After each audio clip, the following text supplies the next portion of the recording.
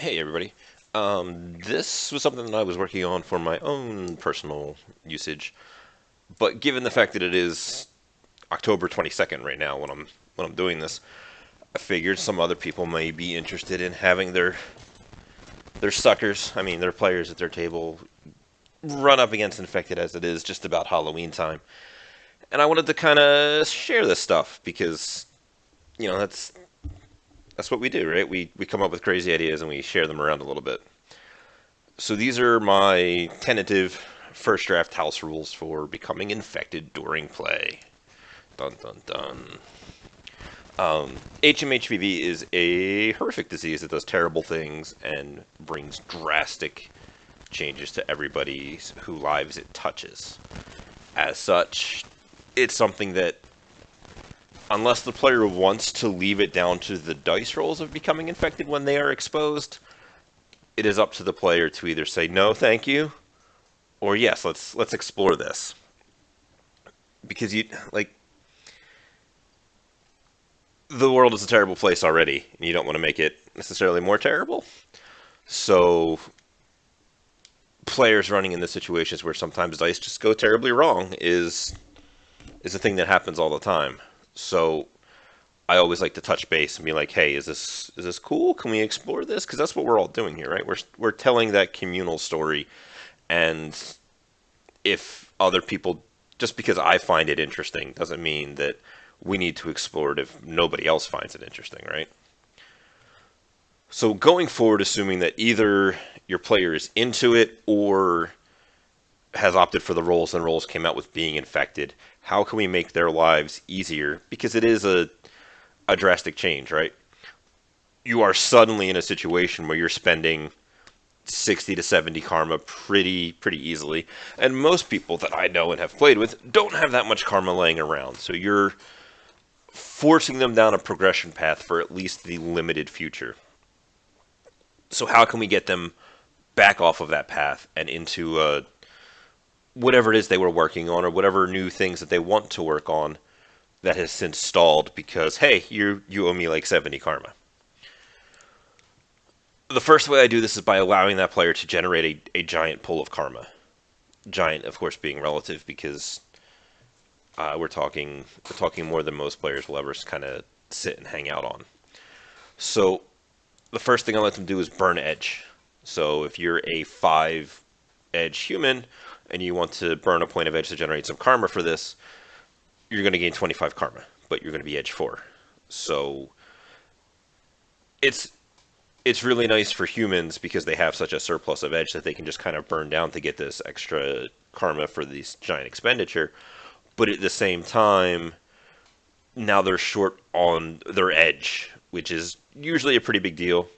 It also, in order to get that edge back, they're going to need to spend that karma again. So it's kind of like robbing tomorrow to pay today. When they're infected, they're going to get the whole host of infected capabilities. Boom, right off the bat. Have a nice day. So penal. I don't like the word penalizing. Allowing them to reduce their edge to get back onto the train to move forward to the things that are now relevant to their new lifestyle, we'll call it, um, lets them get that moving quicker. I also have listed in here volunteer to acquire appropriate negative qualities, dependent upon how one might have come infected. Phobias, flashbacks. You could even have a situation where the character now embraces being infected. Maybe you now have an effective prejudice against non-infected people, or maybe, people you now see as weaker, being the apex predator that you are. I also allow them to swap negative qualities that may no longer be relevant for same or higher cost qualities. Maybe prior to your infection, you had some food allergy to, let's say, seafood or soy, because those are both popular in real life and popular as things that people take. Well, now that you're infected, well, you're not going to be eating that stuff anyway. So let's just go ahead and we're going to give you the option to change that to something else, or for you to just buy it off because it's no longer applicable. In addition to just paying for the quality itself, the infected quality, I should say. There's a couple other things. buying off some of the negative qualities, like that food allergy. Maybe you don't want to swap it. Maybe you would rather go a little bit deeper in debt to get rid of it so that you're a little cleaner on the negative quality side. Some instinctual skills, all of the infected types are dual natured. So spending a little bit two more karma for one rank of a sensing is something that very much makes sense on an instinctual level for the new creature to be able to do. Uh, Maybe even like unarmed combat or a specialization. I should add or specialization. Let's see. Specializations. Because it kind of makes sense that, hey, you had a couple of points in unarmed combat before, but now that you're a ghoul, let's allow you to buy a specialization with your natural weapons. Some new positive qualities might be in order, depending upon your flavor of infected or your character in general. Maybe now suddenly, like, in the process, you have acquired a mentor spirit. The shark mentor is a great situation for this because its archetypes are hunger and violence. It gives you a bonus to your unarmed combat skill, which is very appropriate for something that feeds off of its natural weapons for the most part. The drawback of going berserk is also makes sense for newer infected that don't have a full control over how their bodies react. And even down the line, there's all those horror stories of, mindless zombies or werewolves that just, go berserk and eat you. Of course, you could always pay it towards the karmic debt for the infected quality you're getting, or perhaps increasing some of your other attributes. Remember that becoming infected does give you a magic rating of 1. Maybe you would like to pay to increase that. Maybe you would like to, oh, since I'm now a horrible vampire, maybe I want to pay to increase my charisma or my willpower or anything like that. You and your GM can work out when you want to pay that karma versus use the free attribute boosts that you get from becoming infected, but that's on you guys.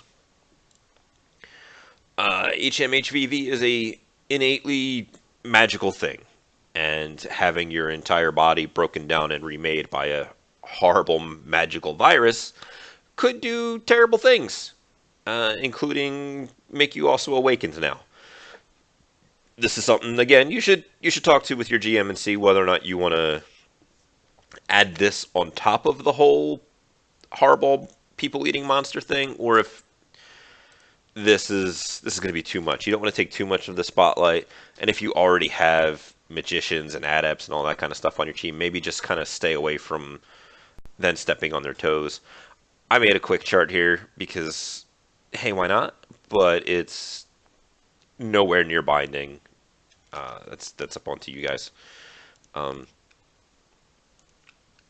Also, if they chose to go with the magical skill stuff, I'm sorry, if they chose to become awakened in addition to becoming infected, I would totally let them sink a couple of karma into buying the appropriate skills for their new magical classification.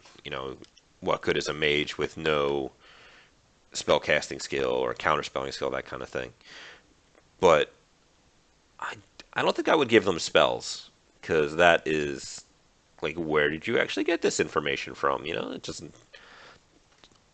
that's up to you guys. Maybe let them start with some of the there's those infected only spells in Street Grimoire that would kind of make sense that the virus itself would allow you to uh, that would come with it for the purchase cost.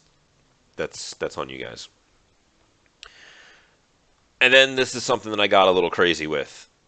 Infected have a lot of issues, being dual natured being the biggest one, and the fact that anybody that senses you can see that kind of stuff right in your aura. The magic to essence and the maximum involved there can also be a little bit of a mess, especially for what I'm going to call mundane infected, the ones that aren't magicians or adepts or mystic adepts or however you want to classify them. Normally, the mundane infected can initiate, and that could end up getting them in some trouble. At the very least, I I would allow them to initiate a little bit, and it sounds weird to say it like that, but I would totally let them pick up a couple of different meta magics, of which I have a small list here. The first of all is masking, because it's for mages by themselves. It's pretty much required for survival the higher up you get and the targets and opposition that you're going to face. To try and be a infected that's already going to show up because, hey, that thing has a magic rating too. Oh god, what kind of horrible disease is that thing carrying? Masking more or less enables them to survive when you get to that level. And even just as an option, like maybe these mundane, these meta magics here that I have listed, maybe only allow them for the mundane version of the infected at your table, so they have a little bit more of an option for progression and in some cases survival.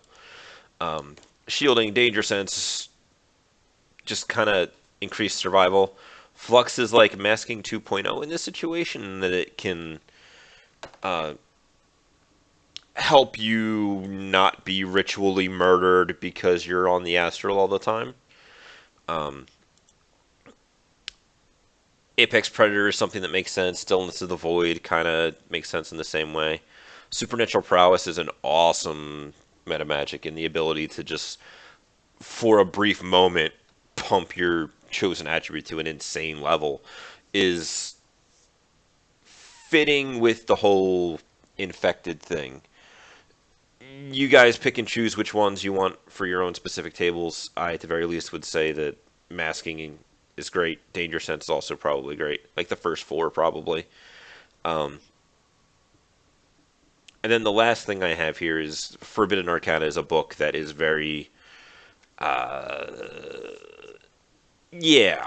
It is strongly divided in the community amongst how people feel about it. I personally do not allow it at my tables, with the sole exception of the Dual Nature Defender quality, because this is more or less required for more dangerous areas for the dual natured people. This includes, thanks to the Run Faster errata that was published and infected. I'm sorry.